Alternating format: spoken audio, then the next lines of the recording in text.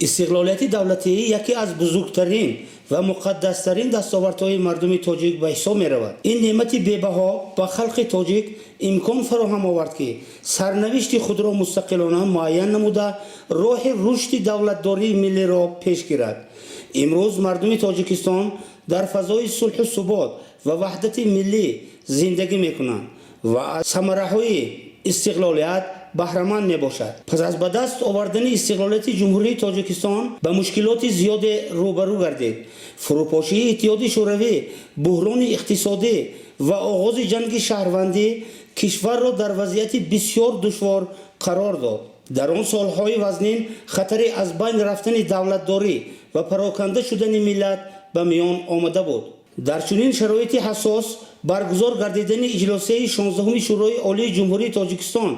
همچون رویداد سرنوشت‌ساز در تاریخ دولتداری نوین تاجیکان نقش حل کننده بازید. محض در همین اجلاس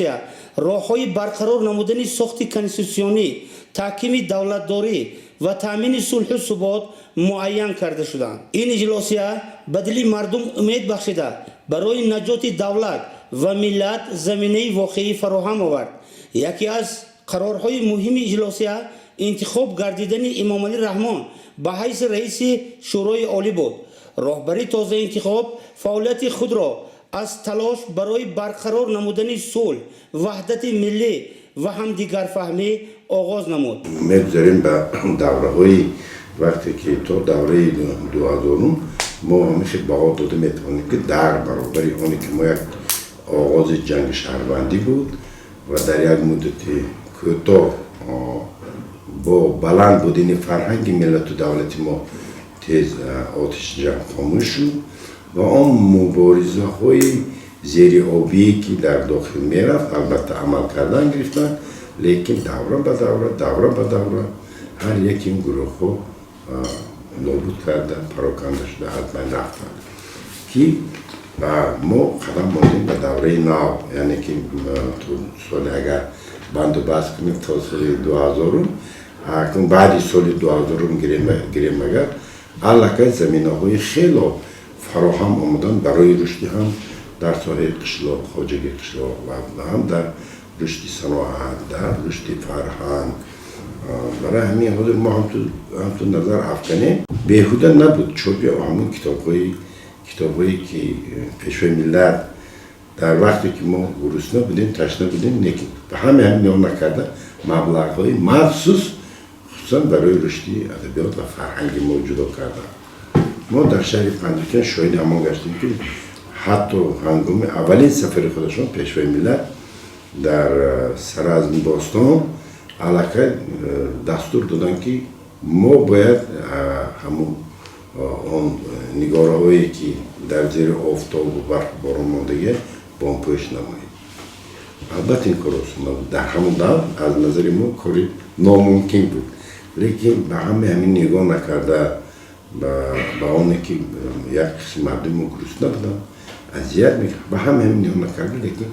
دولت ما توانست آغازی بامپوش کردنی مثل سرف همین اولین یکی از زمین گویم که در فکر هیچ کس نبودم این چیز، لیکن آغاز شد. من امروز اگر خطا نکنم 13 ابیکت محکم شدن از هر جهت ابیکت ها، غیر از این از طرف یونسکو شناخته شدن ابیکت ها، از جمله 7 گنج زرافشان، 7 ابیکتی که در وادی زرافشان هست و در همین دوره ما یک با پیشنهاد پیشوای ملت یک کتابی با نام 7 گنج آماده کردیم، در تحریر آخران هست تا به جشن 35 سالگی استقلال و البته قسمی الکترونی این کتاب علاقه در کنفرانس های بین المللی تحلیل شد، محاکمه شد، بررسی شد، لیکن امروز ما را ضرور است که نسبت آن اذیت و وزنی هایی که دولت و ملت ما اثر گذرانده در جاده علم برنامه‌های مشخصی کاری هم در داخل دانشکده، هم در شهر دیهاتی پنجکین و از جمله در جمهوری تاجیکستان و جمهوری‌های همسایه با دستگیری هم ما برای ماندگی هستی. این هم باشد در آینده رشد دادن، یعنی که به عمل برآوردن شورای دفاع اوید به باستانشناسی که در ما هم شرطنامه های با هم دانشگاه آسیای مرکزی داریم، اکنون با دانشگاه شهر باستانی سمرقند، بخارا، تاشکند و شهر در اساسی بعضی اساسی عالمان اساسی دانشگاه های جمهوری تاجیکستان البته با همکاری آنها و میخواهیم که یک برای اون پیشنهادهایی که پیشوای ملت کردن درباره رشد همین ساحه برای عملش کارها برنامه های مشخص برای مونده شده است و من باوری کامل دارم که ما در یک جایگاه این کار عملی کرده میتوانیم. و وقتی که در ساحه خواجگی قشلاق رشد خواجگی قشلاق البته از تامینات داخلی جمهوری تاجیکستان امروز مردم ما توانستند که در بعد سالهای 2000 علاقه یعنی که به فروش بردن محصولات خواجگی قشلاق به خارج کشور، از جمله ما شاهد زنده هستیم که طریق قطاره ها از ولایت سوخت از ولایت خپلون محصولات خواجگی قشلاق بواسطه به خارج کشور فروخته می شود. از جمله 1% معین تامینات محصولات خواجگی قشلاق از جمهوری تاجیکستان با جمهوری افغانستان و پاکستان هم یعنی که فرستاده می شود. یعنی که این از کدام حساب آنه که علاقه بنیادی با خواهی با صفت استحصالات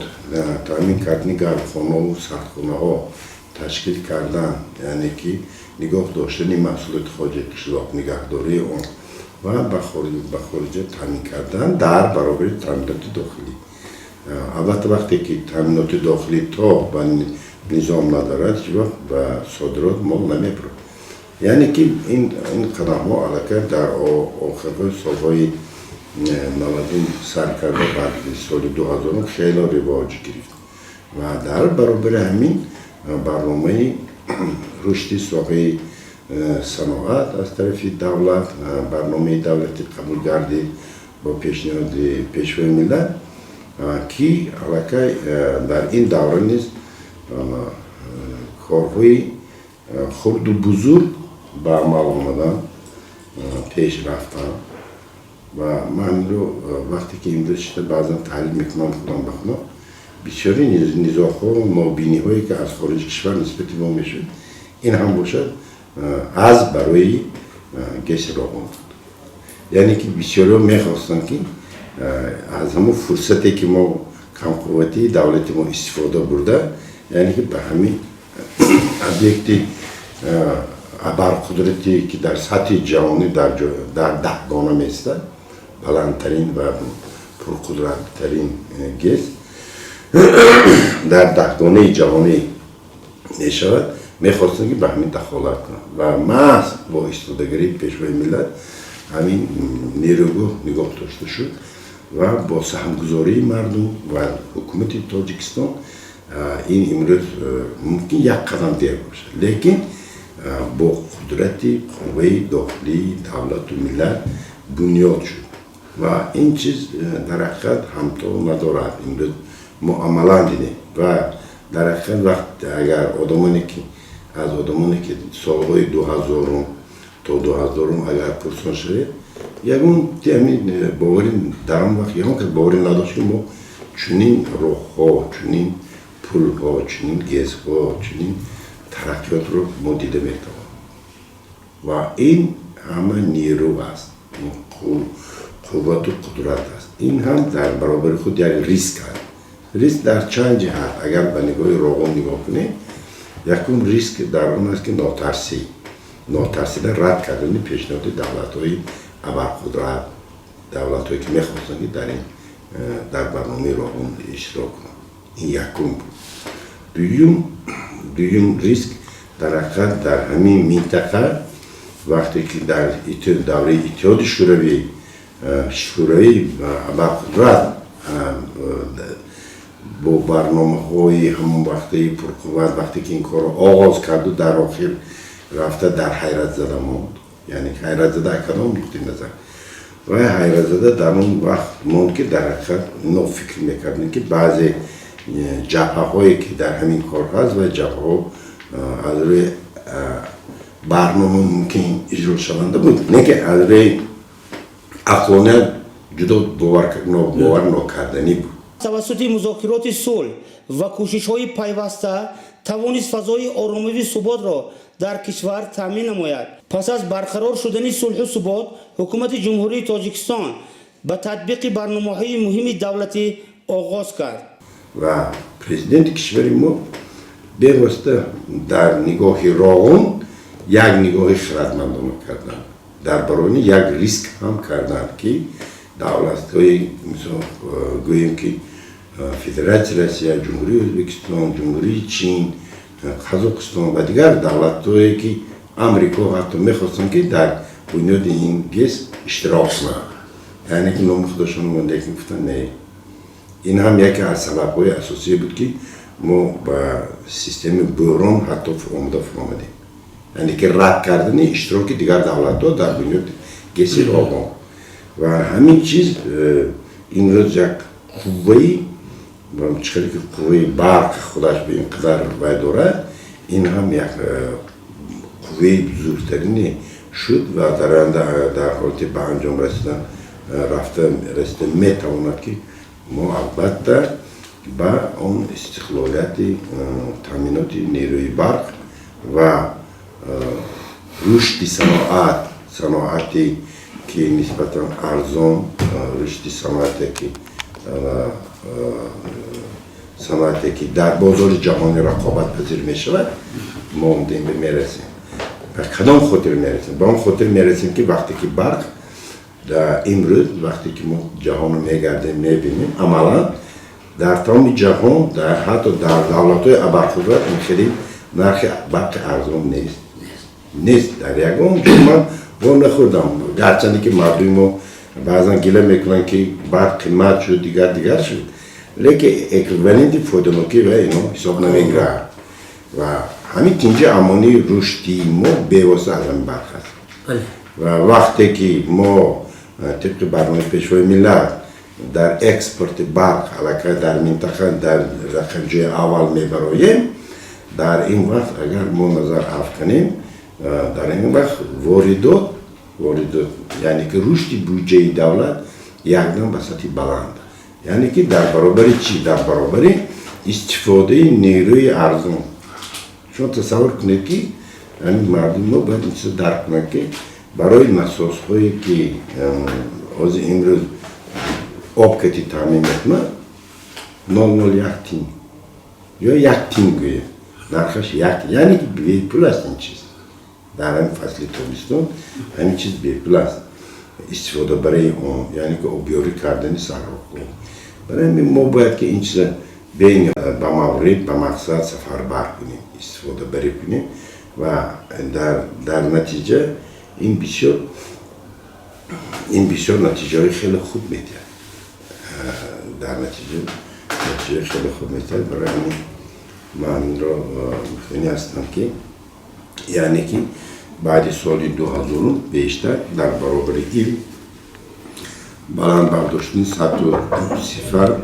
در اکادمی علوم تاجیکستان، اکادمی ملی علم جمهوری تاجیکستان، یعنی که بنیاد شدن انستیتوهای صحوی اکادمی ملی علم جمهوری تاجیکستان، وزارت معارف و علم جمهوری تاجیکستان، انستیتوها، یعنی که ما همه درک کردیم در یک دانشکده ما زیاده از 70 نفر رساله خود حمایت کردن. نه تنها در شهر باستانی پنجکین، از ولایت سود، از جمهوری تاجیکستان، از جمهوری ازبکستان در ما حمایت کردن، از جمهوری قزاقستان. امروز بسیار ما همکاری خیلی خوب داریم با بسیار نموده تحصیلاتی آنلاینی و دیگر نموده تحصیلات در رشته هم بکالوریات هم ماجستراتور. هم دکتر پیشتی همین رو گفتن از که یک چیزی که ما وقتی که بسیار البته در وقتی در طول این 35 سال که دانشکده ما همراه با جمهوری عزیزمون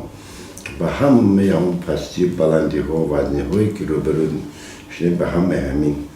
نگاه نکرده اهل استادان و علمان ما توانستند که در رسوی وزنی ترین در خطوری ریاست دانشکده باشن استادان نوبسته از اونی که چقدر معاش میگیرن چی میگیرن یا نمیگیرن در تیار کردن کادرها از اون دانش و ملکه‌ای که داشتن دریغ نداشتن همکاری کار کردن و همین باعثی امروز فخر و افتخاری ما هست که من امروز از اکریدیتاسی نوبتی دانشکده ما گذاشت از روی 32 اختصاص و در برابر همین ما در رشته بکالوریات ماجستراتورا دکتر پی جی دی شورای دفاع با موافقت خیلی کلام رسیدیم. همین رو من باری دیگر البته شکرانه میکنیم. شکرانه از اون میکنیم که در سیاست دولت حکومتی ما خصوصا در سیاست پیشروی ملتی ما ساحه معارف ساحه اولین درجه بود و ساحه اولین درجه هست و این ساحه اولین درجه میماند. دانشکده آموزگاری تاجیکستان در شهر پنجکین این دستاورد استقلالیت می باشد و به همین خاطر وقتی که با این سنه بسیار برای ملت ما از با احترام یعنی که سال جشنگیری 35 سالگی استقلالیت ملت و دولت ما البته برای همه تاجیکستان خیلی عزیز هست و خاطر اون که در طول این 35 سال تحت سیاست خردمندانه اساسگزار وحدت ملی پیشوی ملت پرزیدنت جمهوری تاجیکستان محترم امان رحمان ما توانستیم که از یک بحران نابودی یا نیستشوی ملت و دولت و چنین یک دولتی که در سطح تمام جهان آبرو و نفوذ و افتخار و خودش پناهگاه از نگاه سیاسی بین المللی دارد به امروز آمده رسیدیم و پیش از اون من این سالی سعید و این دوری سعیدی ملت را به همه مردمان تاجیکی هم داخل و هم خارج کشور تبریک و مبارکباد میگم. البته خیلی که امروز جهان سیاسی امروز به حالی کردی شده است در جهان مردمی فارس نژاد فارس تاجیک در حقیقت ملت ما یگانه ملتی که با آداب اخلاق فرهنگ تاریخ تمدن خود توانست که نشان داده تواند که تاجیکان یا تاجیک و فارس چقدر تاریخ داشتن، تمدن داشتن، استادگری داشتن، مردانگری داشتن و توانستن که چنین یک دولت رو همچون نمونه در بین دولت های نه آنقدر کلانی که در جهانی امروز عرضی وجود میکند با تمام صفت های بین المللی یعنی که نگهبان شده توانستن و به همین خاطر وقتی که ما اندیشه میرانیم در تاریخ خیلی کوتاه نکی پرمضمون یعنی که 35 سالی ملت 35 سالی دولت وقتی که ما نظر میافکنیم در حقیقت بعدی پاش کردن اتحاد شوروی که یمون کس در جهان در همان زمان یعنی که یمون کس باوری نداشت که چنین دولت ابرقدرت جهان برهم میخورد یعنی که پاش میخورد و در همین مدت در آسیای میانه آسیای مرکزی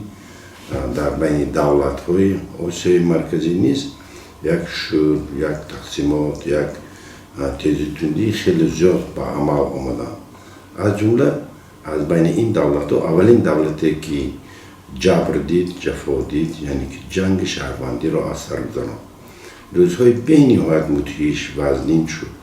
و مردم ما با نظر داشتی ایستادگری و بسیار فشار آوری هایی که و بحران برده رسون از تمام جهت، یعنی بستنی همه سرحدات اطراف جمهوری تاجیکستان از همه جهت به آن برده رسوند که نسبت دیگر جمهوری های اتحاد شوروی یعنی که دولت های خصوصا دولت های آسیای منطقه یگانه ظلم و ستم وزنینی به دوش مردمی ما به دوش ملت ما وقتی و جنگ شهروندی نیز آغاز گشت تا به درجه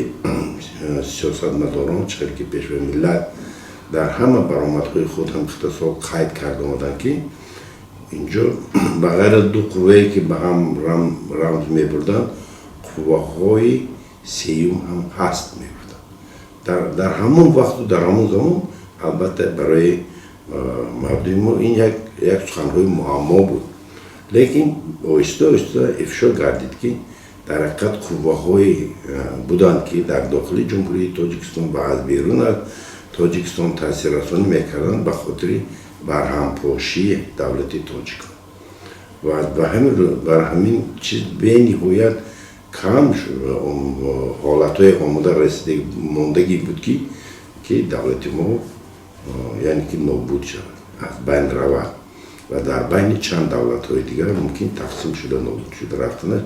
از احتمال دور نبود. لیکن در همین فرصت البته وکیلان گفتم که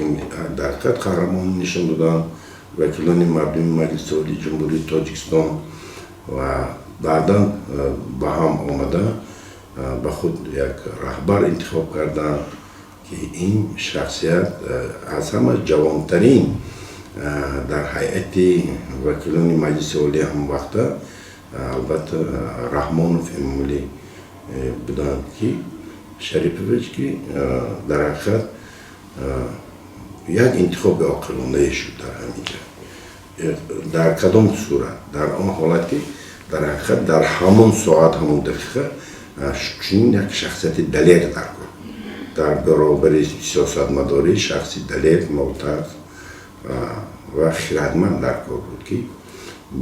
و تواند که ایستادگری کنه. در حقیقت در همون سالها ما در خاطر داریم در شهر دوشنبه گشتگزار حتی امکان نداشت، چلی که بعدا چندین مراتب قید کرده حتی سیاستمداران راهبران با مهارت هم بسیاری اکثریت آنها را وقتی تکلیف میکردن که در هیئت دولتی در وزارت اداره ها کار کنند سرکشی میکردن، دست میکشیدن، یعنی که نمیرفتن. این روزهای ما همش مشاهده کردم بیم در طول این 35 سال و البته بعد از انتخاب اجلاس 16 که اجلاس تقدیر سال میگوییم انتخاب شدن این رهبری دولت، یکمین کاری که این کس کردن با یک استواری یعنی که در حکومت جمهوری تاجیکستان نشسته قوه‌های بسیار قوه‌های مثبی، قوه‌های شخصیت‌هایی که وفادار به ملت و به دولت بودن آهسته آهسته جمع کردن و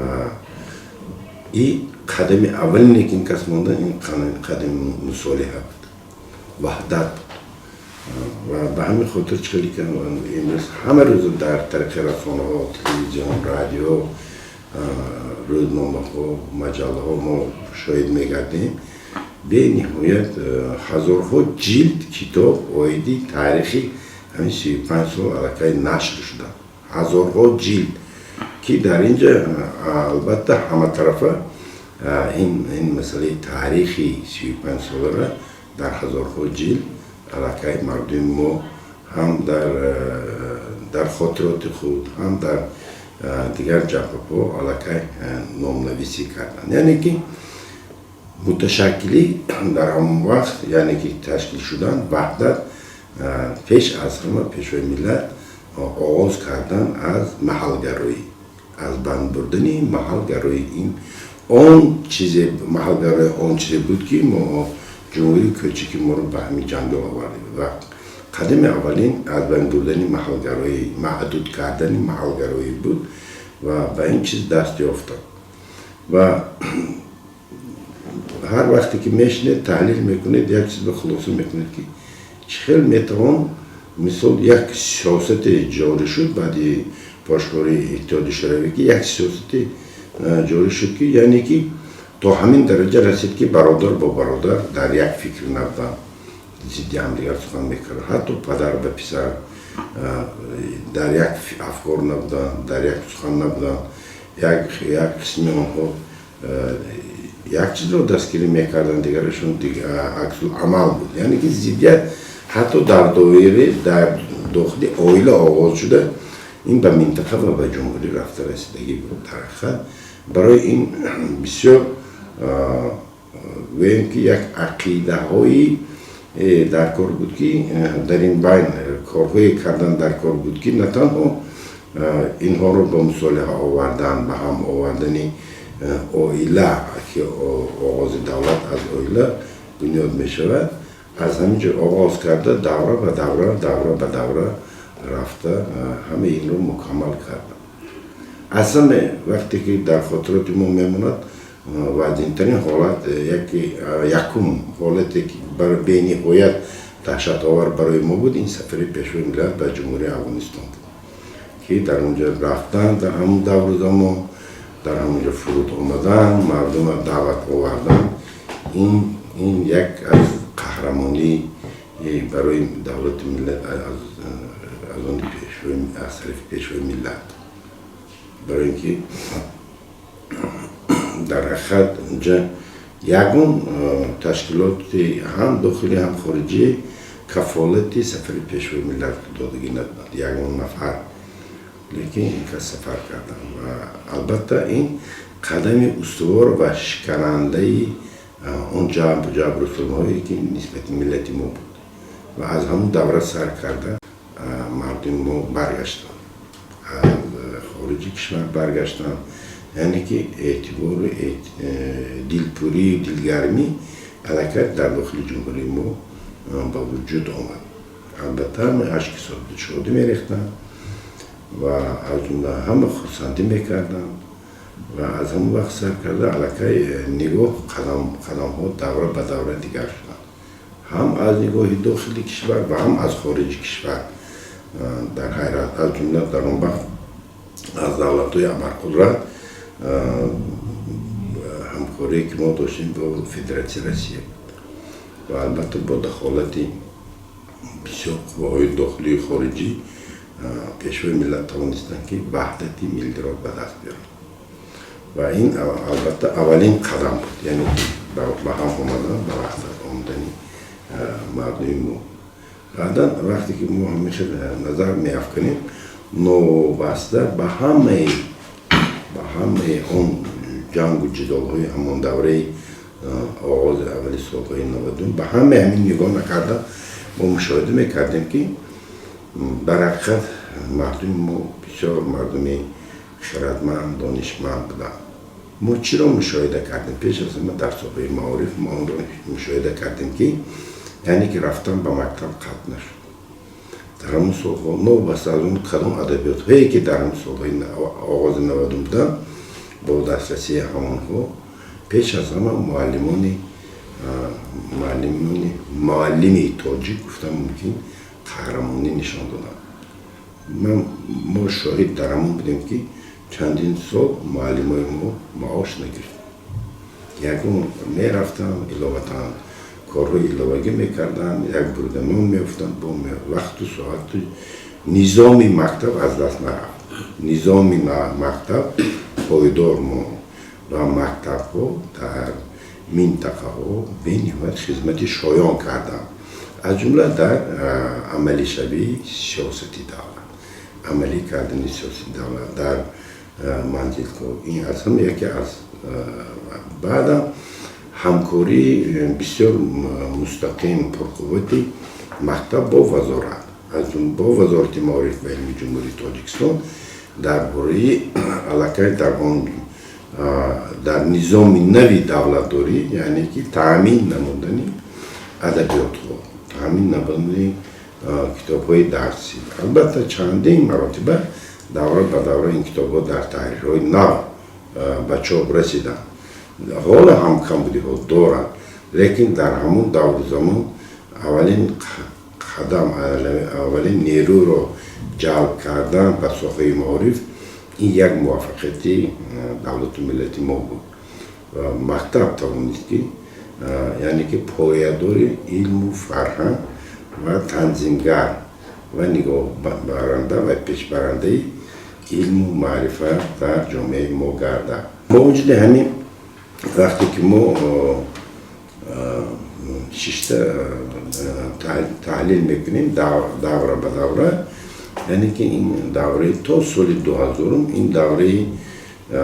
میگوین که دوره بنیاد شوی، برقرار شوی، لیکن از نظر من علاقه از سالهای 93-94 سر کرده پیشوای ملت در چندین جلسه های وزارت ما بخشیده به وزارت معارف پیش از همه کوشش کردن که سفربر نمایند جوانان بالای قدر را به خارج کشور برای تحصیل، برای تیار کنی کادرها. همین چیز در حقیقت امروز نتیجه خود را با تمام اون پیشبینی که در سالهای علاقه 93-94 عملا پیشوای ملت با طلبات‌های خود پیشنهاد کردن، همین چیز امروز علاقه نتیجه خود داد. امروز ما دیده ایستادیم که هم در ساحه معارف و هم در ساحه علم علاقه قدم‌های استوار مانده رفتن. و دویم تا سال 2000 من دیگر چیز را در نظر دارم که با تمام معیارهای طلبات‌های که یعنی که دولت داری که نسبت زبان ملت در کار بود،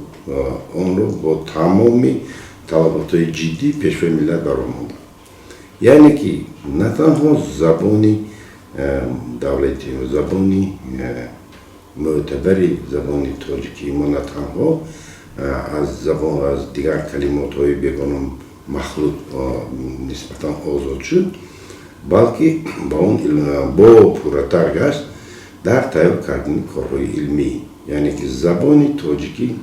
همچون یک زبان قدیمترین علمی که وجود داشت این از نو بنیاد شد، از نو احیا شد. در این کار پیش از ما باز هم یک پیشنهاد، یک سهمگذاری پیشوای ملت آیدی به چاپ رساندن، پیش از همه برگرداندن تذکره هایی که آیدی تاریخ ادبیات و زبان ملتی ما یعنی که نوشته شده برگردانی آن. و بعد از این دوره به دوره آمده دوره به دوره وقتی که ما نظر می افکنیم مبلغ‌های خیلی بزرگ جدا شدن برای از نو به چاپ رساندن کتاب‌هایی از استاد صدرالدین عینی سر کرده. بعدا تمام کلاسیک‌های تاجیکی که اونه که علاقه اولا مشهور بودن بعدا مشهور شدن به چاپ رساندن این تذکره و کتاب‌ها بود. و علاقه ما شایدان گشتیم که پیشوای ملت قرآن رو در ترجمه تاجیکی برای اینکه ماهیت قرآن را مردم فهمند و پرگی چاپ کرده به مردم تقسیم کرده. این یکم. و بعدا من کتابی تاجیکان رو چاپ کردن به چندین زبان‌های جهان، از جمله برای هر یک عائله ملتی ما رساندن. این علاقه یعنی که در ملت ما وقتی که در هر یک خاندان ورق زده تاریخ خودش دید، یعنی که خودشناسی پیدا کردن خودشناسی ملی. اما این یکی از قلم‌های استوار چاپی گوییم که تاجیکانی با جان فروخت. و بعد از این به همین مانند بسیار کتاب‌ها به چاپ رسیده آمدن. مثال اشعار استاد رودکی در یک جلد با 3 زبان 4 زبان به چاپ رسیدن و بسیار در سطحی بلند اشعار استاد رودکی با در تحریر مکمل به چاپ رسیدن فرهنگی فرهنگی رودکی یا رودکی رفت موند حکمتی رودکی یعنی که فلسفی ابو عبدالله رودکی تحلیلی انا فلسفه اشعاری رودکی در 2 جلدی خیلی بزرگ به چاپ رسیدن و بعد از این ما امسال با شاهد گشتیم یعنی که باز بسیار یک قدمی استوارترین این در چاپی در 2 جلد چاپ شدنی شاهنامه ابوالقاسم فردوسی و ما امروز همتون به نظر افکنیم که امروز از طریق رسانه‌های جهانی ما یک چیز شاهد شدیم که حتی در ایران بزرگ هم همین کار برای ملت ایران شدگی نبوده است یعنی که به پرگی به هر یک عائله چاپ کرده دادنی شاهنامه فردوسی البته همین چیزهایی که ما امروز شاهد میگردیم هم مردم افغان و هم مردم ایران و هم مردم هند و پاکستان و جمهوری ازبکستان ترکمنستانی که در اینجا تاجیکانی دهه‌های تاجیکانی اصیل زندگی میکنن وقتی که نقطه نظر آنها که وقتی که شناس میشه در حقیقت و ملت ما و رهبر ما بسیار احسن آفرین میگویند در خویشتن شناسی نه تنها در بنیاد و رشد دولت امروزی تاجیکان بلکه در رشد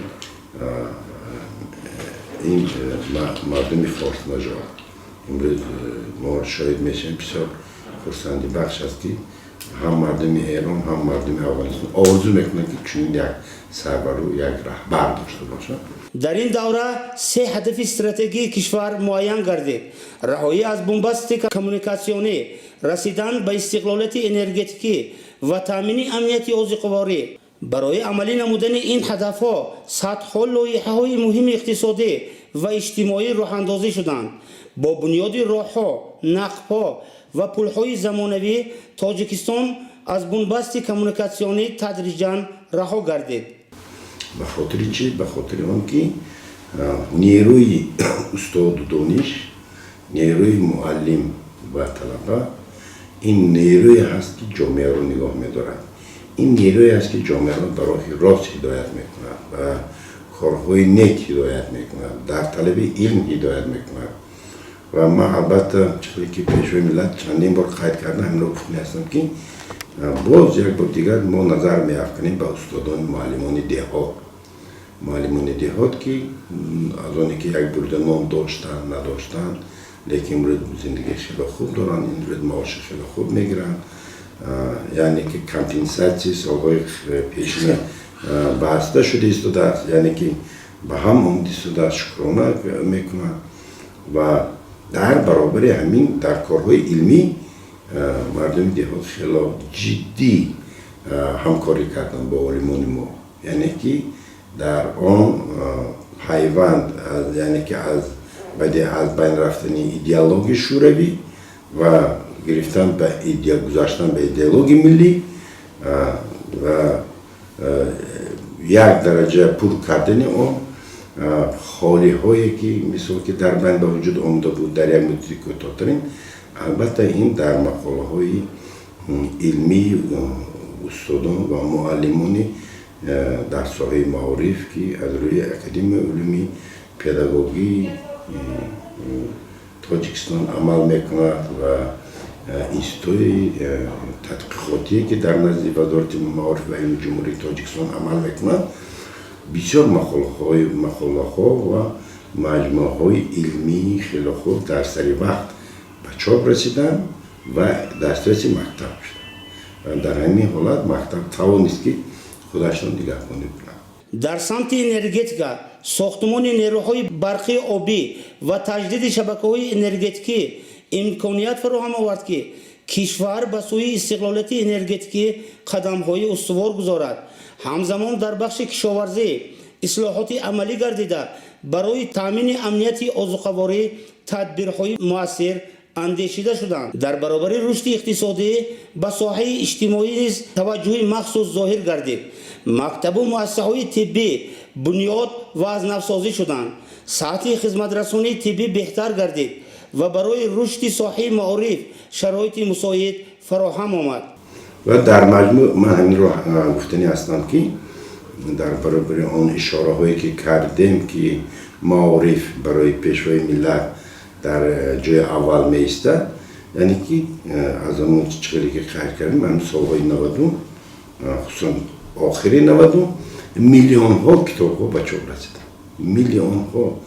یک برنامه 40 میلیون یورو در یک برنامه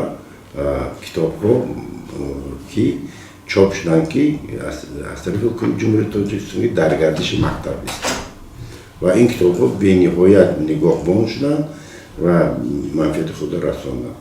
غیر از این دویم مسئله اساسی که هزارها مکتب ها بنیاد شدن،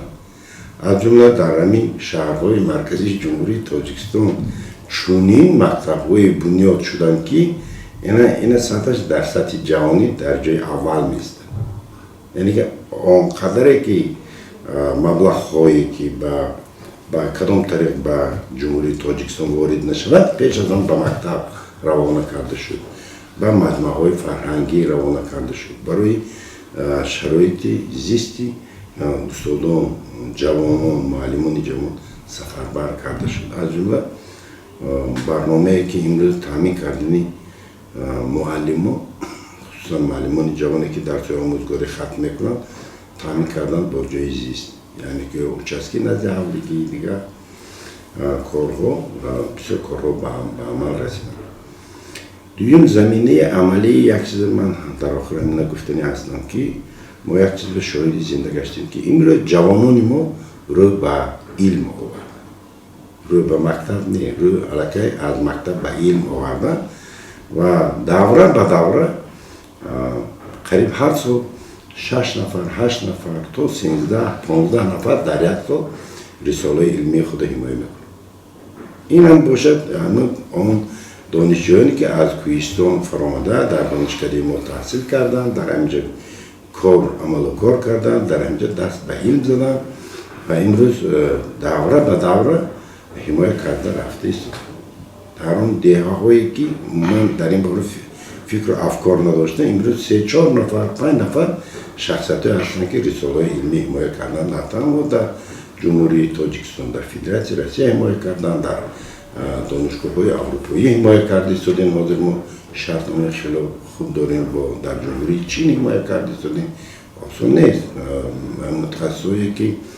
در دانشکده ما تحصیل کردن و امروز در جمهوری چین تحصیل کردن بسیار موفقیت‌های خیلی خوب از این نوع گشتگی هست. اما همیشه یک رای داریم صحیفه های همکاری با دانشجویانی که در خارج کشور و در داخل کشور تحصیل و کار رو بر میکنند داریم. به حد به موفقیت خیلی خوب رفته رسیدگی هستند دانشجویان ما. به همین خاطر در مجموع من همین رو گفتنی هستم که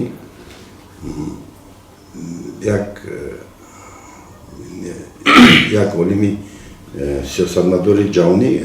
میخواد تحلیل کردی فدراسیون روسیه اساسا در همین شکلی که خریطه‌ای که امروز همچون دولت ارز وجود داره هم سال 91 به وجود آمد.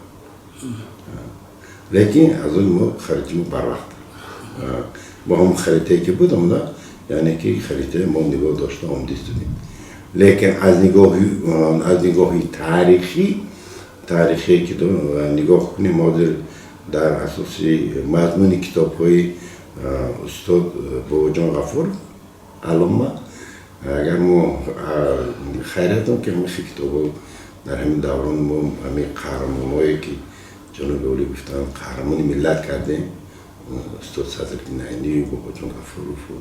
میرزا ترسونزاده و خودی پیشوای ملت و مثل دیگر قهرمانانی که ما قبول کردیم که جان فدا برای ملت و دولت بودن، همه شهادت همون تاریخ هست. شهادت اون تاریخ هست که امروز گذشتگان ما با ما هدایت میکنن، از ما شفاعت میپرسن. ما باید که پاینده داری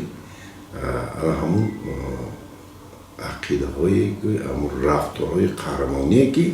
قهرمانان ملت ما کرده آمدن، ما باید پایه‌گذار، پایه‌دار و آینده داری همین ها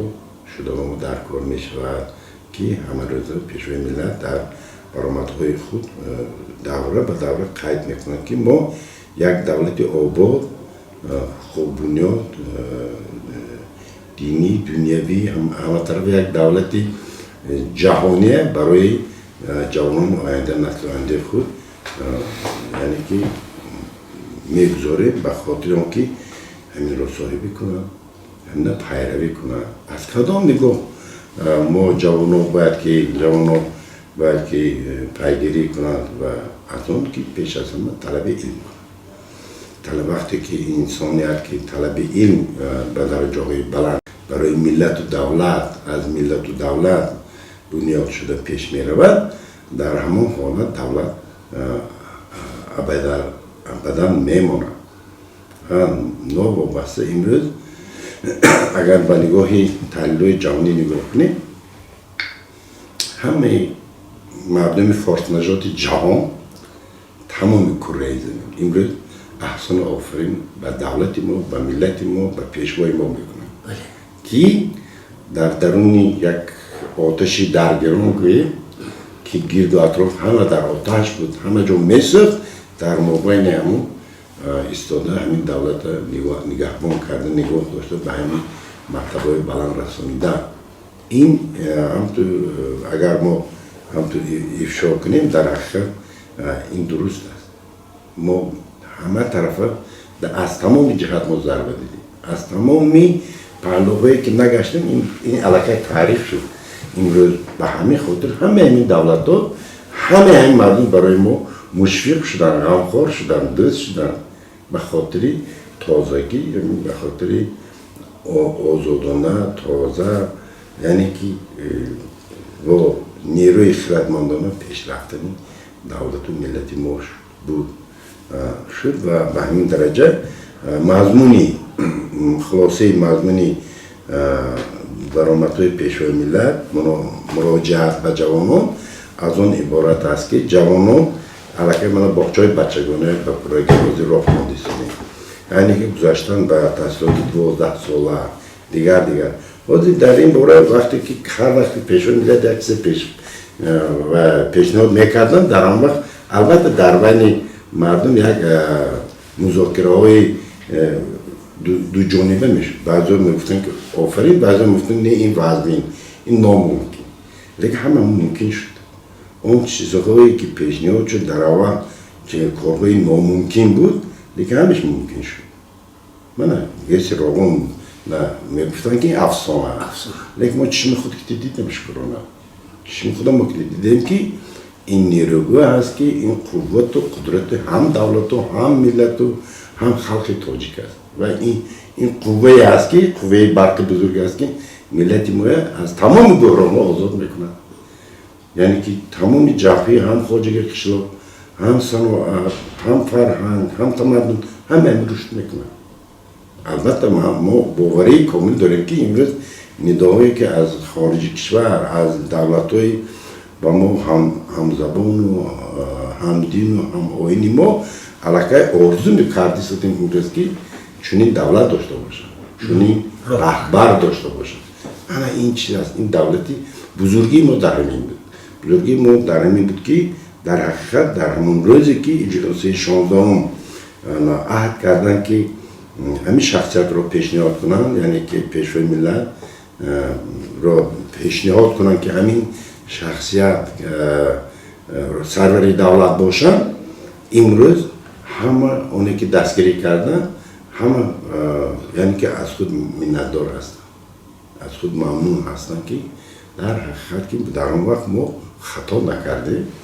یعنی که چنین شخصی با اراده خیلی اراده با تمکین خردمند سروری دولت شدن بار دیگر میگم که اگر که ما سند کنیم سند کردن ممکن است اونقدر کتاب ها اونقدر خاطرات اونقدر گفتم که هزارها جلد یا مثل ساعت های زیاد باید به همین 35 سالگی دولت عزیزان سخن کردن ممکن است هزار ساعت ها سخن کردن ممکن است و همین سخن ها خوشبختانه به اون آورده میرساند که در حقیقت ما میتوانیم که در آینده هم فخر افتخار کنیم از ملت خودمون، از دولت خودمون، از رهبر خودمون. این همه تدبیرها برای بلند برداشتن سطح زندگی مردم روانه شده بودند. رهبریت دولت همچنین به رشد فرهنگ و حفظ ارزش‌های ملی اهمیت جدی داد، زیرا فرهنگ یکی از پایه‌های اساسی هستی ملت به حساب می‌رود. با این مقصد آثار گرانبهای تاریخی و فرهنگی ملت بازنشر گردیدند. نشر قرآن مجید با زبان تاجیکی به هر یک خواننده کشور تقدیم گردیدن کتاب تاجیکان اکادمیک باباجان غفورов و بازنشر شاهنامه ابوالقاسم فردوسی از جمله اقدام‌های مهم فرهنگی میباشد. امروز تاجیکستان همچون دولت صاحب استقلال، صلح‌پرور، رو به رشد در عرصه بین‌المللی موقع شایسته دارد. دستاوردهای سالهای استقلالیت نتیجه زحمت و تلاش‌های مردم کشور، صلح و وحدت ملی و سیاست سازنده دولت به شمار می‌رود. حفظ استقلالیت، تحکیم وحدت ملی و سهم گذاشتن در رشد وطن وظیفه مقدس هر یک شهروند تاجیکستان میباشد، زیرا استقلالیت نعمت بی‌بهاست که به قدر شناسی، مهنت صادقانه و مسئولیت بلند میتوان آن را حفظ و تحکیم بخشید. در سالهای اولی صاحب استقلالی تاجیکستان، زمانی که کشور با نارسایی متخصصان صاحب کسب روبرو گردیده بود، این مؤسسه تعلیمی توانست در حل این مشکل نقش مهم بازد و برای تربیت کادرهای ملی زمینه استوار فراهم سازد. در حقیقت دانشکده آموزگاری تاجیکستان این همقلم استقلال است. یعنی که سال 1990 بعد پاشگردنی شوروی با قرار شورای دپوتاتای شهر پنجکی سال 90 ماه آگوست مرکز آسیای میانگی دانشگاه آزاد روسیه در پنجکی یعنی که تأسیس یافت و بعد یک سال این مرکز توانست که در بسیار منطقه های آسیای مرکزی شعبه خود گشاید. از جمله در جمهوری ازبکستان،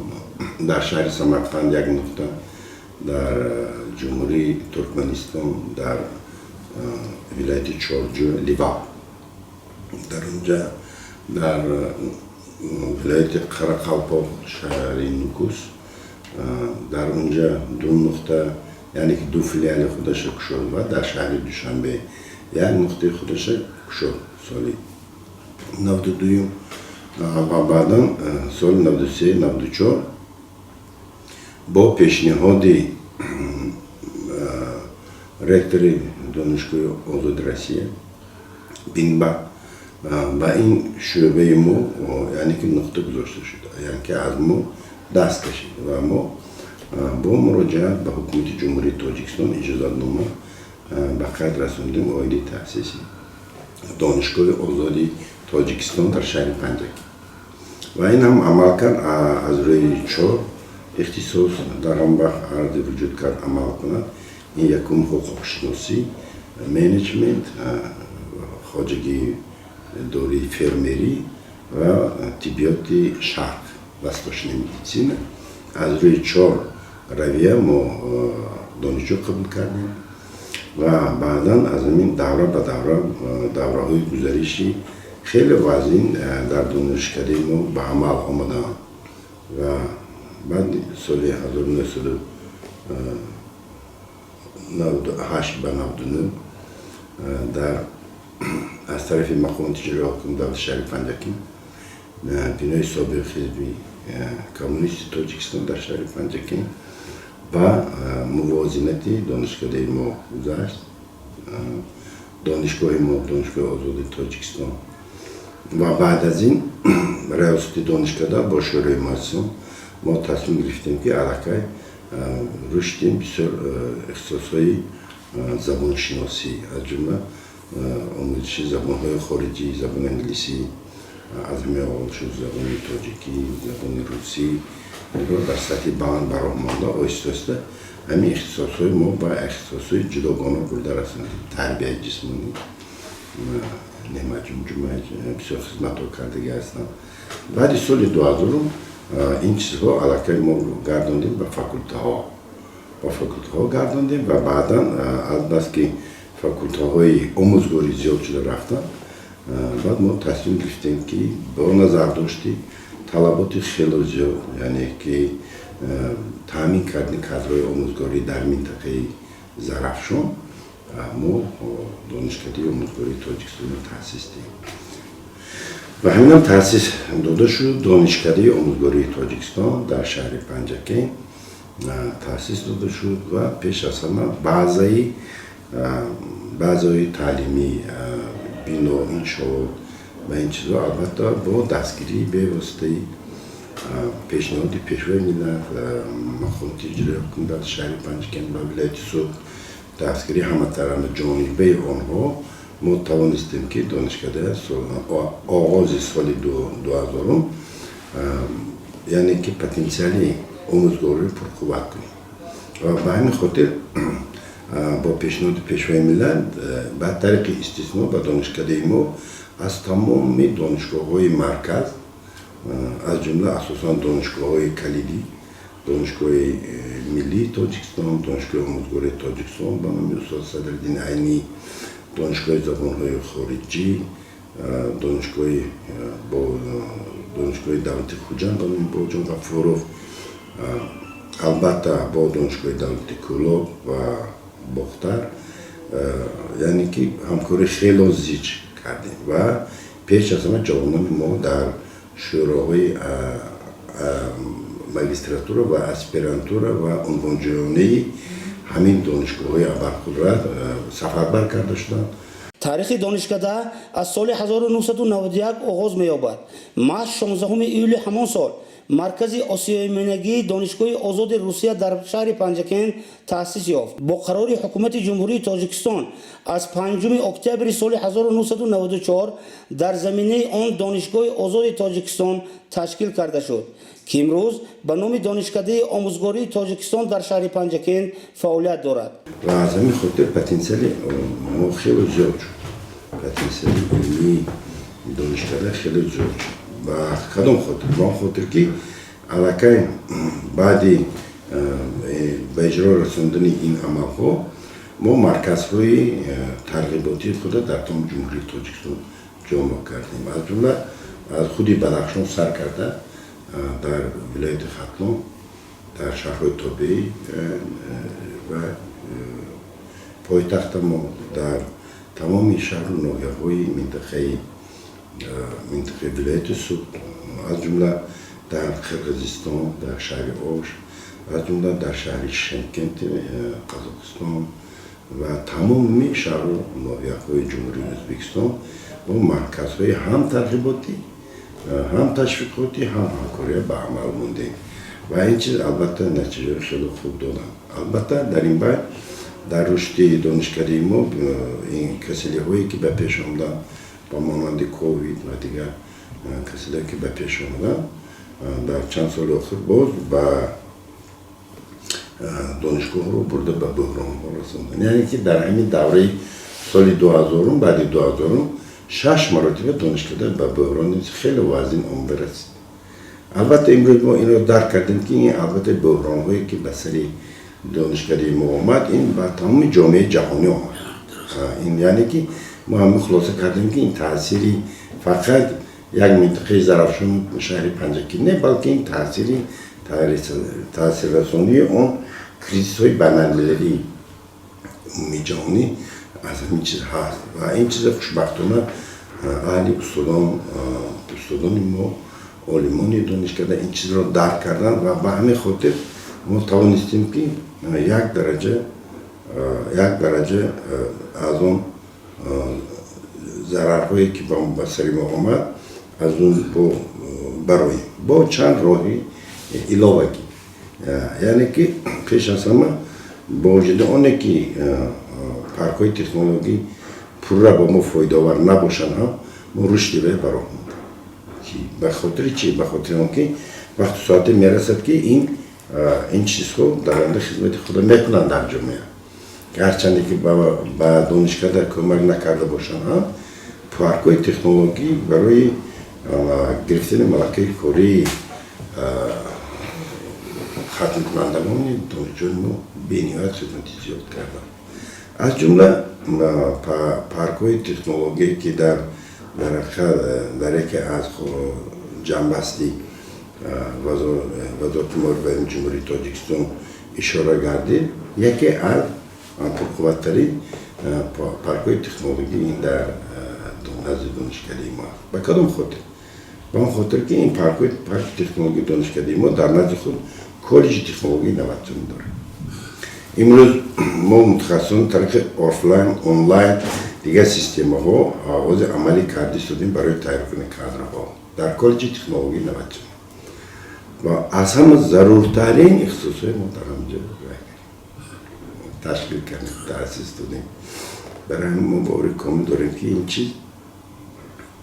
رفته یعنی یا مثل تأسیس باغچه بچگانی معرفت پرور، همین هم یک گوییم که بازه اساسی گرفتن ملکه کاری استادان ما است. این هم یک پارک تکنولوژی است در نوبه خود، چیزی که از طرف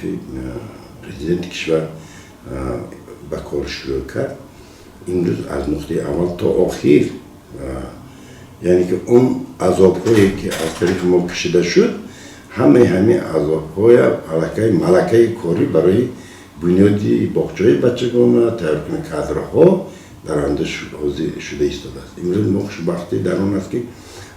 ده‌ها باغچه‌های بچگانی به حد صفت بلندی که از طرف پیشوای ملت گشاده شد، یعنی که با کار آغاز کردن بعد باغچه مکتب‌های بی‌نهایت سطحی بلند، بی‌نهایت سطحی بلند. وقتی میگن مکتب‌های ساختیم لیکن کادر نیست نه. وقتی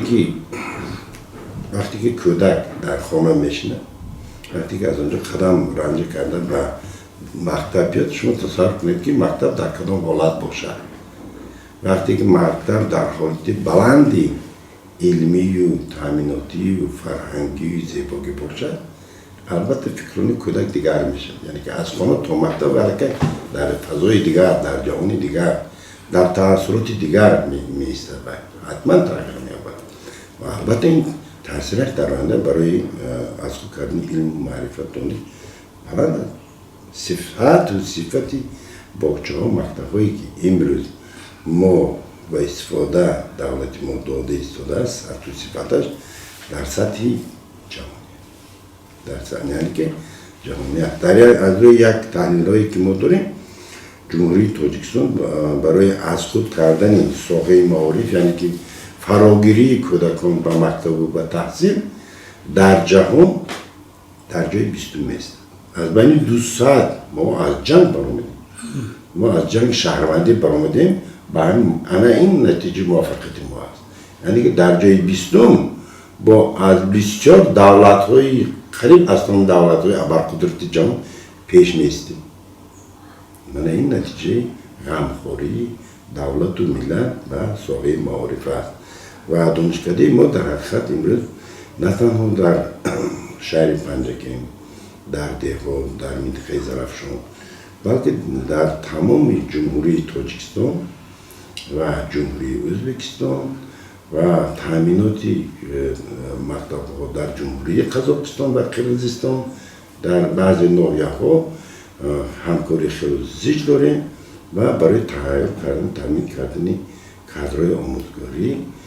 در این مکتب‌ها خدمتی یعنی که با سازهای خود گذاشته آمده ایستاده. و من باور دارم که تیار کردن علمان ساحه از جمله ساحه آموزگاری که بسیار ساحه پداگوژیک، تعلیم تربیه، این فضای دیگر، این جهان دیگر، این یک دنیای اصیل معرفت گویم میشد. یعنی که فقط مثلا با مانند علما ششتن و خواندن نوشتن نه، یعنی که بی‌واسطه با کودکان، با نوجوانان، با جوانان در یک سری میز ششتن، صحبت کردن، بهره دادن و بهره گرفتن. و عملی کردن همین فضای سالمی جامعه، یعنی که شکرانه کردن رو آموختن، این در همین دنیا است، در همین منزل است، در منزلی دانش است، در منزلی تعلیم است. به همین خاطر من رو گفتنی هستم که در حقیقت این با یک امر تاریخ و چیز این دانشکده ما در این منطقه پیدا شد، لیکن همین رو گفتنی هستم به واسطه با دستگیری به واسطه پیشوای ملت از اول تا به آخر ما از اون سالهای 92 93 94 سر کرده تا امروز هنگامی آن بحران هایی که به سر دانشگاه ما آمدن دستگیری به واسطه پیشوای ملت است. از اول تا به آخر ما از همین چیز ما دیده آمدیم که سیاست خردمندانه، سیاست درست، سیاست دوربینانه توانیست که همین دانشکده ما در این منطقه که در حقیقت اکسپرت‌های جهانی در حیرت میمونن که چطور ممکن که در یک ناحیه، در یک شهری که همگی 30,000 اهالی داشته باشه یا 50,000 یا 60,000 اهالی داشته باشه، مثلا در همین یک اون وقت همگی 18,000 بود شهری پنجگین سال 19 18,000 هم کمتر بود به فکرم، ما وسیع‌تر که 18,000 میگفتیم.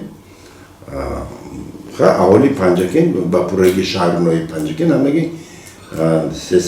280,000 300,000 بود. امروز 400,000 رسید. امروز عمده رسید 400,000 بگویم، لیکن با وجود همین ناحیه ارگوتی جمهوری ازبکستان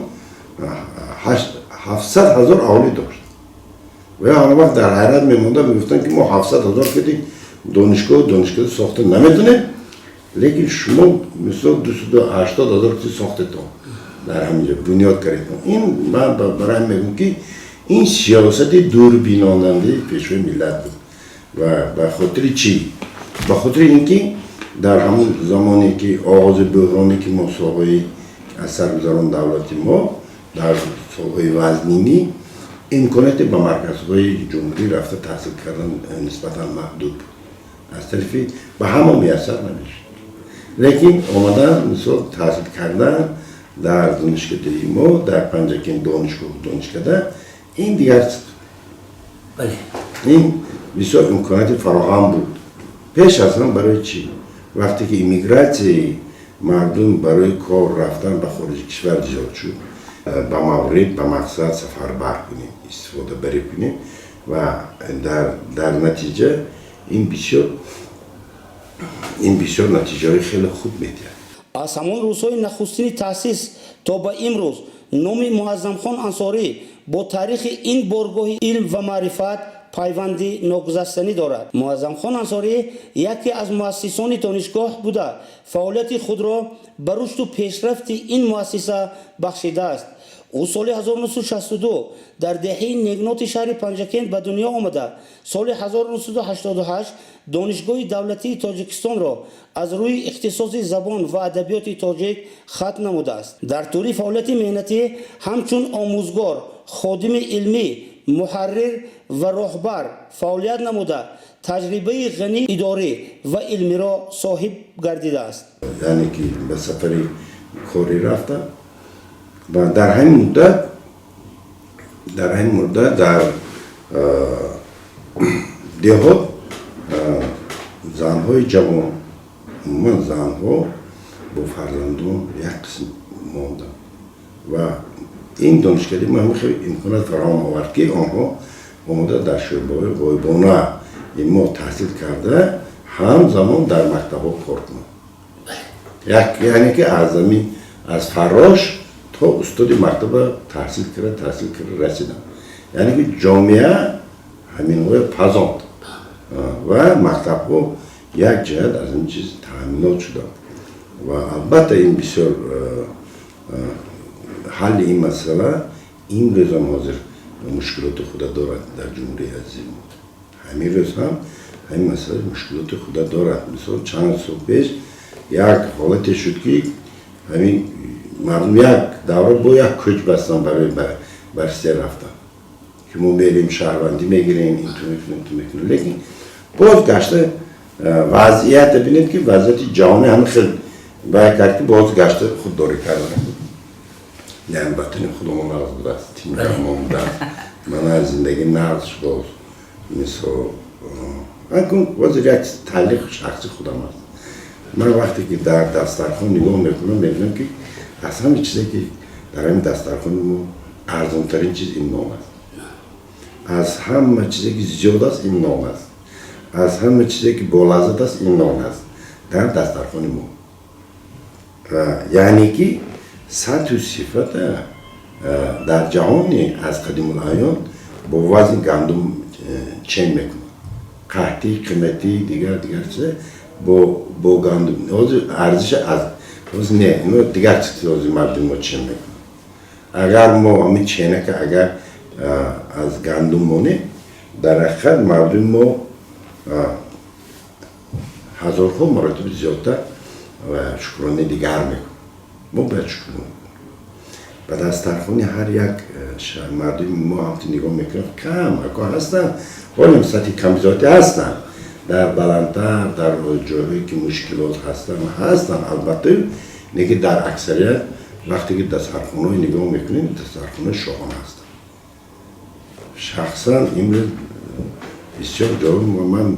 شاید میشم بعد قید میکنم میگم که مثل شاهنشاه یمن و دیگر مثل ادبیات های تاریخی میخونه همراه مومنت ما حاضر خورم نمیخورم که در دسترخوان چیزی ماهی باشد مثل مرغ باشد گوشت علاقیده گوشت گاو علاقیده قیلش علاقیده اینش علاقیده خلایدهش علاقیده اینش علاقیده صد نمود و خورشی نمونه هست این چی نشون میده؟ این نشانه فقط یک چیز شکرانه فقط ما شکرانه همین دولت و ملت و پیشوای ملت و شکرانه همین جامعه کردنمون در کار شکرانه همین تینجا امانه کردنمون در کار چه که پیشوای ملت هر برآمد همین چیز تاکید میکنم من همین برای چه هم توک شده گفتنی هستم که هستم آدم که امروز نشکر متاسفانه آدمانی هستن که شکایت میکنم نشکری میکنم قدر و قیمت پدر و مادر رو نمیرسن حرمت احترام برادر و جوش نمیبرن از اون خشتا برای حرمت احترام جوش نمیبرن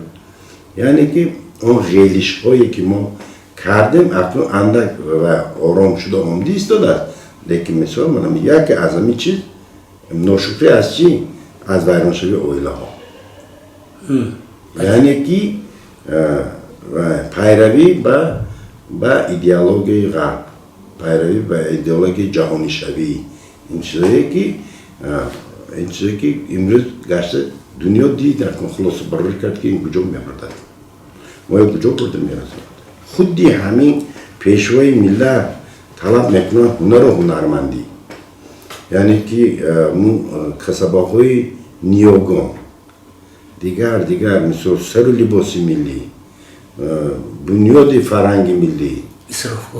اسرافکاری این چیزایی که پیشوای ملت جدی گرفتن مثل در حدودی ما دیگر همه جمهوری بیرون ما همه آرزو میکنن مثل قانون‌های ایجاد شدن در جمهوری ما در این دوره 35 سال که انالوگش در جهان نیست یکی چیزی که خیلی کرده نیم همون تنظیم همین قانونی تنظیم که تکمیل شده رفته ایستادن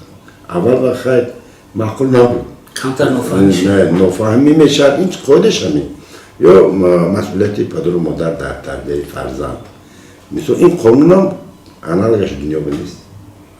بله این هر من همین چیز ما یک چیز مشاهده کردیم همین دولت و ارتش ملی مثل چند سال پیش این یک معمای خیلی بزرگ بود برای مردم ما لیکن در طول همین سه سال اخیر نه در اینجا همین ارگان حفظ حقوق خدمت شایان کردن که آنها همکاری با پدر و مادر جدی و در دوره قانونگذاری براه ماندن یعنی که حالا دعوت سر نشده نقشه بکنه شده البته این منی راههایی که همه چیز روحی درست شد. برای چی؟ برای اینکه امروز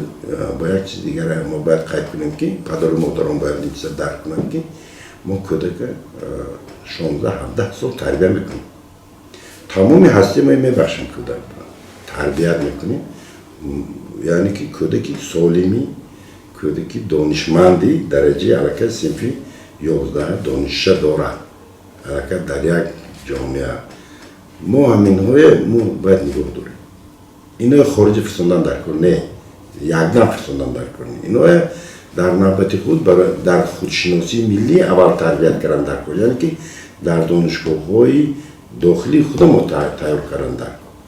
که اینها بچه‌های پیش قدم باید که اساسگذار باشن که برای ترک با دیگر کادرها. متاسفانه بسیار کادرهای جوان ما در صنف‌های حتی علاقه مکتب میانه بعضا سفر میکنن خارج بعضا بدتر میرفتن رفته در لیسه میرن. در همینجا مردی کار میشن، اختصاص ندارد، دانش ندارد. برای همین این چیز به فکر من که صبر کردنشون در کار تا اینکه همین تحصیلات صنف 11 یا 12 با اتمام رسانده در برابر همین حاضر رشد کالج ها خیلی در سطح بلند است. حتما اختصاص متخصص تیار کردن. وقتی که شما تصور کنید که یک اختصاصمند اگر فرض کنیم این روز خارج کار برود، آنی که از مردی کاری کرده 8 ساعت و 8 بریدن آن میکنه و علاقه تکنیک دانه دیگه و 800 بریدن آن کار میکنه یا 8000 بریدن آن کار میکنه. یعنی که مبلغ زیاد کار میکنه و برای چی صاحب کسب امروز امکانات خیلی خوب است. از همین صنف نهم سفربر کردن در کار با مکتب‌های با کالج ها برای گرفتن اختصاص. از روی تحلیل‌هایی که ما داریم در جهان نسبت دانشگاه‌های عالی نسبت آنانی که علم بمیرن فقط باید طرف دانشگاه عالی بمیرن. درجه بکالوریاتی خون ماجستراتور میخوند، سیستم دکتر پی دی دکتر آفلاین بعد رفتن میگیرن. یعنی که علم بمیرن و وجه جدا شد. لیکن هنرمند کالج. ببین امروز فدراسیون رسمی هم کالج‌های بسیار بنیاد کردن. برای چی؟ برای که امروز در زواد و فابریک‌های روسیه نارسایی کادری هست. شما تصور کنید که امروز جمهوری چین ما به مراجعه میکند که کادرهای کالج ما به کار بفرستانید. معاش تا $1200 میتیم. شما تصور میکنید جمهوری چین که 1.5 میلیارد کارگر دارد همه خلقش خارج به سفربر کرد که خدای ملکه با کادرهای ما نیاز دارد. که گفته شدیم که ما شرطنامه همکاری داریم. هر سال از 15 تا 20 نفر در جمهوری چین سفر میکنن. میرن در اونجا مثلا تحصیل میکنن در جمهوری چین. در برابر همین میتونن که جای کاری کنن. کارخانه ها شده استودن شده در خطاب. کارخانه ها شده همکاری ها خیلی زیچ مانده استودیم. من گفتم که از همین شفاعت همون ها هم دانشگاه داشته که من خطا نمیکنم. بله. برای چی؟ برای که اینا دانش خودشون اثبات کردن که مردم ما مردم دانشمند و به همین خاطر به دانشکده ما آموزش دادیم برای خواندن، برای تحصیل آموزش دادیم از جمهوری چین. این یکی از منبع ها هستن. البته همکاری خیلی زیاد داریم با دولت ژاپن. آموزش زبان ژاپنی در ما هست و در سطح بلند با زبان فرانسوی، زبان روسی، زبان انگلیسی، زبان آلمانی، نمیسی، همه این زبان ها، زبان چینی ما مرکزهای فرهنگی ساختیم.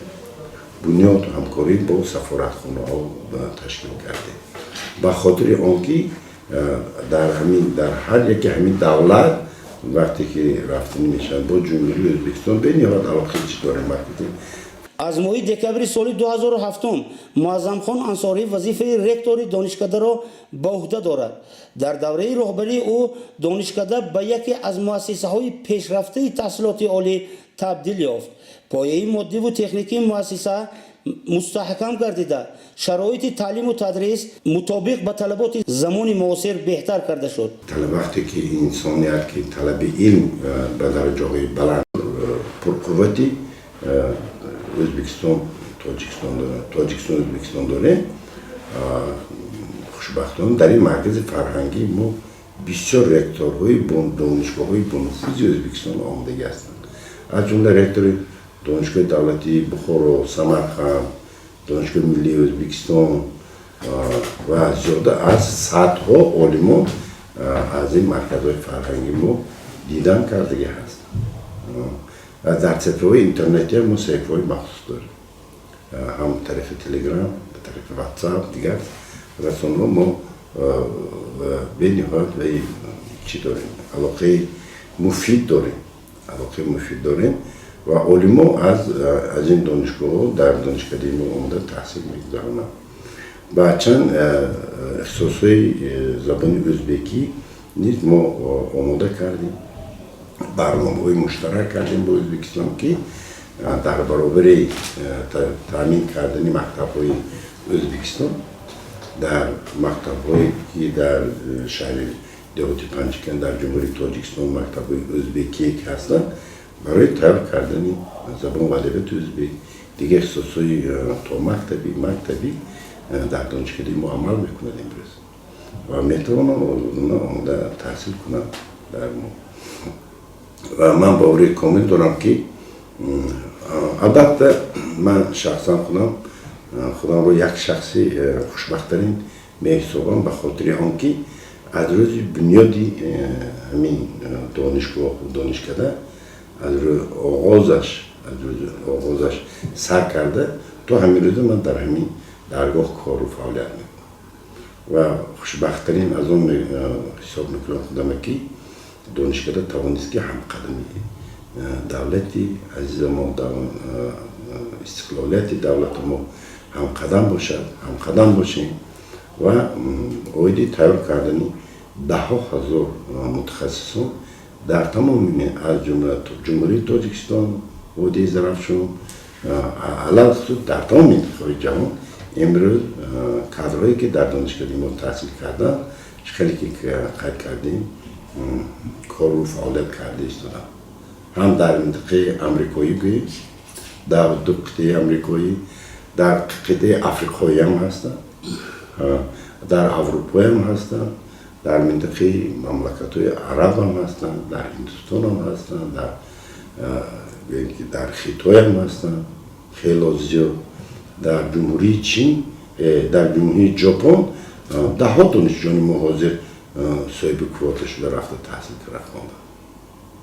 همین یکم سال حالی نشده است که دانشکده ما در جمهوری تاجیکستان بغیر از جای یکم در دانش زبان ژاپنی گرفتگی باشه. همه وقت ما در جای اول. یعنی که زبان ژاپنی در سطح اول برای ما داشته است در دانشکده ما تا امروز. بعد بعضا جای یکم دویم سوم میگیریم و در همه آزمون‌های بین‌المللی زبان خطایی به نهایت کودکانی داریم که در همین جاده سهمگذار هستند، سهمی بلند و این سبب اساسیش یکی از نشانهاش این سفرهای نوبتی هر یک سفیری هم دولت‌های خارجی و دانشکده ما، یعنی که همکاری با همین سفارتخانه ما در سطح بلند برآمدگی هر زمان نمایندگی سفارتخانه ها و کارخانه دیپلماتی دولت ها حتما به دانشکده ما صورت میگیرد که ما باعث خرسندی که البته که ما توانستیم که همکاری خود را در یک سطح معین با این تشکیلات رو برآوریم و برای تیار کردن کادرهای سطحی جهانی خوی خود رو به انجام رسانیم و همه همین حالتهایی که اینجا قید کردیم باعث آن گشت که امروز تحلیلی یعنی که اکریدیتاسی بین المللی برای گرفتن دانشگاه ما در عمل است. ما از اکریدیتاسی دولتی گذشتگی هستیم و این اکریدیتاسی در تمام جهان شناخته شده است. هم در رشته تیار کردن 24 زینه تیار کردن کادرهای هنرمندی هم در دانشکده هم در کالج کورس‌های کوتاه مدتی تیار کردن زبان‌های خارجی در برابر هم در دانشکده هم در کالج. غیر از این در رشته بکالوریه از روی 32 اختصاص، غیر از این از روی 11 اختصاص تیار کردن ماجسترانتو در سطح عمومی جهانی شناخته شده است. امروز تمامی دولت‌های جهان از ما کادری که ما ختم خوندیم به رسمیت شناختگی هست. بعد از این سیستم دکتر پی اچ دی، سیستم دکتر پی اچ دی، سیستم دکتر آفلاینی ما آماده میکنیم در شوراهای جمهوری تاجیکستان، در دانشگاه‌های جمهوری تاجیکستان، جمهوری ازبکستان، قزاقستان، خیتای، فدراسیون روسیه رساله خود حمایت کرده استادیم. از جمله سال گذشته 3 نفر استادان ما در پولشه رساله های دکتر پی اچ دی خود حمایت کردن، دکتری خود حمایت کردن، دیپلم خود گرفتن. همین اون چیزی که دستاوردهایی که امروز ما میکنیم این پیش از همه این میوه استقلالیت است. میوه 35 سال استقلالیت است البته و باز هم تکرارا گفتن ضرور است که پیش از همه این همه محصول سیاست خردمندانه اساسگزار اصول وحدت ملی، پیشوای معظم ما، پیشوای ملت امام علی رحمان میشه. صنفخانه‌های زمانوی، آزمایشگاه‌ها، کتابخانه‌های الکترونیک و مرکزهای تعلیمی تأسیس یافته امکانیت‌های نو برای آموزگاران دانشجویان فراهم آورد. Safarov Samandar Safarboyevich, декани факультети математика и информатика, номзади илмҳои педагогӣ. ҳамзамон котиби масъули комиссияи қабул дар донишгоҳи омӯзгори Тоҷикистон дар шаҳри Панҷакент. Хеле ки ҳамагон медонем, яке аз ҳадафҳои асосии президенти ҷумҳурии Тоҷикистон муҳтарам Эмомали Раҳмон ин баланд бардоштани сатҳи маориф ва дар амал татбиқ намудани дастовардҳое ки дар соҳаи маориф ба вуқӯъ меояд. донишкадаи мо ҳам ҳамқадами истиқлол буда барои дар амал татбиқ намудани сиёсати маорифпарваронаи пешрои миллат камари хидмат бастааст. чикаре ки медонем имрӯз қабули донишҷӯён тариқи маркази миллии тестӣ назди президенти ҷумҳурии Тоҷикистон сурат мегирад. дар донишкадаи омӯзгори Тоҷикистон дар шаҳри Панҷакент зиёда аз 80% нақшаи қабул иҷро карда шудааст ва ҳоло рафти қабул дар донишкада идома дорад. امروز در دانشکده 7 فاکولته، 12 کافدرا و 31 اختصاص عمل میکند. در آن نزدیک به 2000 دانشجو تحصیل نموده، بیش از 100 نفر آموزگار به تعلیم و تربیت آنها مشغولند. در حیات آموزگاران دکتران، نامزدهای علم فعالیت داشته، همزمان عالمان معروف جمهوری نیز با دانشکده همکاری می‌نمایند. فوند کتابخانه دانشکده زیاده از 22000 نسخه کتاب و ادبیات علمی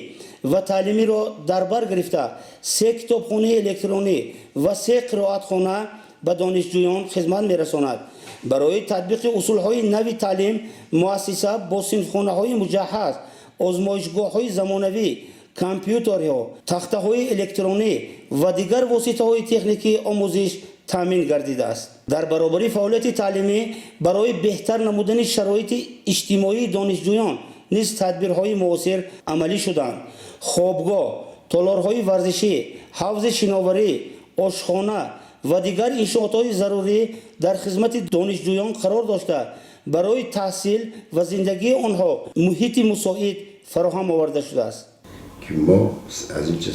سرفراز هستیم. هزاران نفر خدمتکنندگان دانشکده امروز در مؤسسه‌های تعلیمی، اداره‌های دولتی و دیگر ساحه‌های مهم کشور فعالیت نموده در رشد تاجیکستان صاحب استقلال سهم ارزنده می‌گذارند. این همه دستاوردها نتیجه فعالیت پرثمر هیئت آموزگاران و رهبریت مؤسسه میباشد. با رهبری پروفسور معظم خان انصاری، دانشکده آموزگاری تاجیکستان در شهر پنجکند توانست موقع خود را همچون مرکز مهم علم و معرفت مستحکم نماید. امروز این مؤسسه نه تنها مرکز تیار کردن متخصصان بلکه مکتب واقعی تربیت جوانان صاحب معرفت، وطن دوست و سازنده به حساب می رود. تجربه چندین ساله راهبری، جهانبینی وسیع و خدمت‌های ارزنده معظم خان انصاری در رشد دانشکده و نظام معارفی کشور باعث گردیده است که این بارگاه علم همچون یکی از مؤسسه‌های پیشرو تحصیلات عالی شناخته شود.